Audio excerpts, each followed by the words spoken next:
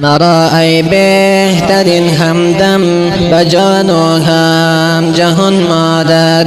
مرای بهترین همدم بجان و هم جهان مادر. انیس و مونس و غمخوار فروغ کهکشان مادر. انیس و مونس و غمخوار فروغ کهکشان مادر. دوستان و شنوندگان محترم، این زمزمه زیبا با وصف مادران عزیز سروده و ترتیب داده شده با آواز مسلمیار البدخشی و بفرمایش قاری ابو یحیی السعدی و من الله التوفیق و به نستعین. نبینم کسبت و یکسان بمهر رحمت و شفقت. نبینم کسبت و یکسان بمهر رحمت و شفقت. که ربط کرده چنان وصفت به آیات قرآن مادر. که ربط کرده چنان وصفت به آیات قرآن مادر. تو هستی گوهری تابان برای قلعه دیدار. تو هستی گوهری تابان برای قلعه دیدار.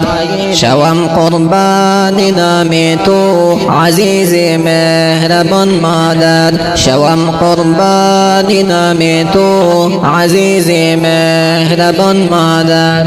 چه شبهای تو به خوابی کشیدی بهر من فرزند. چه شبهای تو به خوابی کشیدی بهر من فرزند. فدای صوت لالایی که گفته هر شبان مادر. فدای صوت لالایی که گفته هر شبان مادر. مرای بهترین همدم بجان و هم جهان مادر.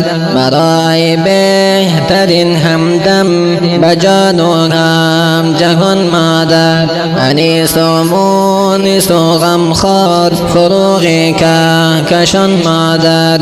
انیس و مونس و غمخوار فروغ کهکشان مادر. نبینم کسبت و یکسان بمهر رحمت و شفقت. نبینم کسبت و یکسان بمهر رحمت و شفقت. که ربط کرده چنان وصفت به آیات قرآن مادر. که ربط کرده چنان وصفت به آیات قرآن مادر. توی چون جلوه خوشی که هر دم میل کند با دل. توی چون جلوه خوشی که هر دم میل کند با دل. ای عطر عزت و شادی مرا در هر زمان مادر. ای عطر عزت و شادی مرا در هر زمان مادر. صدت که از تو بگویم همیشه در کلام خود. منم که از تو بگویم همیشه در کلام خود. ای نور چشم و فرزند و دوای درد جان مادر. ای نور چشم و فرزند و دوای درد جان مادر. مرای بهترین همدم بجان و هم جهان مادر. مرای بهترین همدم بجان و هم جهان مادر. انیس و مونس و غمخوار فروغ کهکشان مادر. انیس و مونس و غمخوار فروغ کهکشان مادر. نبینم کسبت و یکسان بمهر رحمت و شفقت. نبینم کسبت و یکسان بمهر رحمت و شفقت. که ربط کرده چنان وصفت به آیات قرآن مادر. که ربط کرده چنان وصفت به آیات قرآن مادر.